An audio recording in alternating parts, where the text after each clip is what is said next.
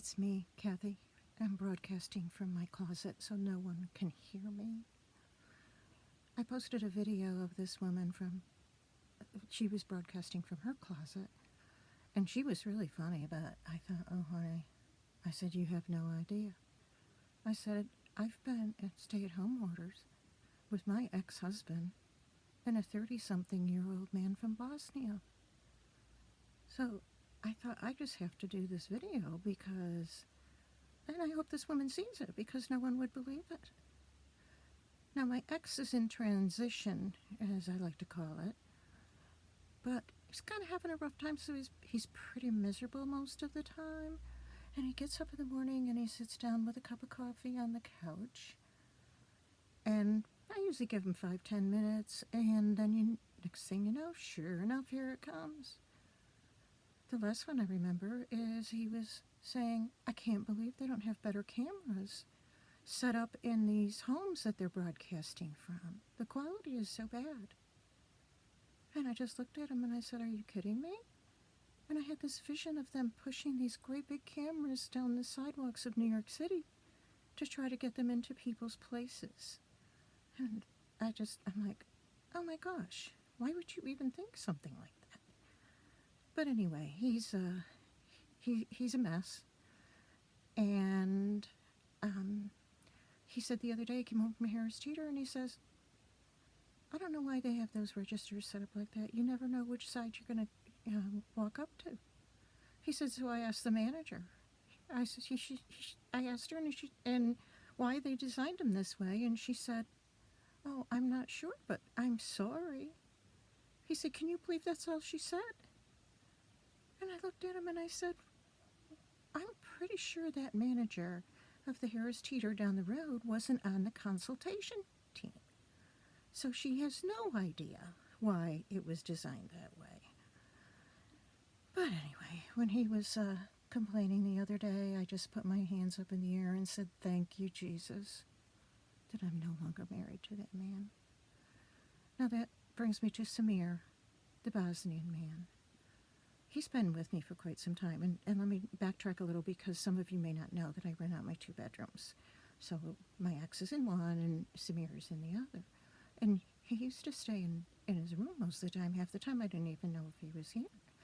Well, now he's decided that he needs to eat healthy so he doesn't get sick. So every day he brings in groceries from the international markets. If I get the coronavirus, it's going to be because of those groceries coming in from the international markets. I've been in one. They're nasty. And I prefer my fish without heads. But anyway, so if I begin to wonder what I'm going to do during this time, I can clean the kitchen. Oh, he'll wipe down the stove. He spreads that grease all over the top like there's no tomorrow. He's decided to start bringing me things. He came in the other day, he said, I got you a can of coconut juice. I'm like, okay, thank you. I can't even think about drinking coconut juice. I'm kind of an apple and orange juice kind of lady. And then he came in the other day with bathroom wipes and a can of air freshener. We're not talking Lysol. I said, what is it exactly that you're trying to tell me? But anyway, he went by the other day, I was sitting in my chair watching TV with a hookah, and he was headed for the front porch. And I said, oh my word, what are my neighbors going to think? So he's outside smoking the hookah. The door's shut, but it's still coming in the house pretty good. You can smell it.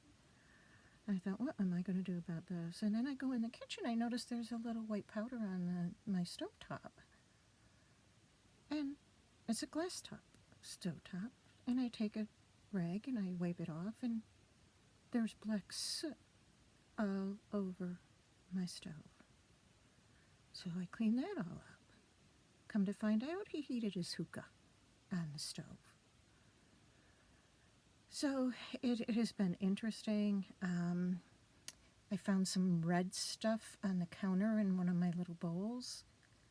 first I thought it might have been some kind of red cabbage, shredded. I wasn't really sure. And there was a little open package of molasses. Well, I got sick of looking at it and I threw it away, thinking it was some kind of food. So he asked me the other day, he said, where's my, that little bowl that was on the counter with that red stuff in it? I said, I threw it away. I said, I'm sorry. What was it? He said, oh, it's the stuff that I smoke in my hookah. I'm like, thank heavens, that's gone.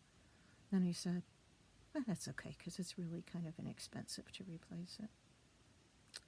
I hope you've enjoyed this little video. Hope it brought a little humor into your life today. And thank you for listening.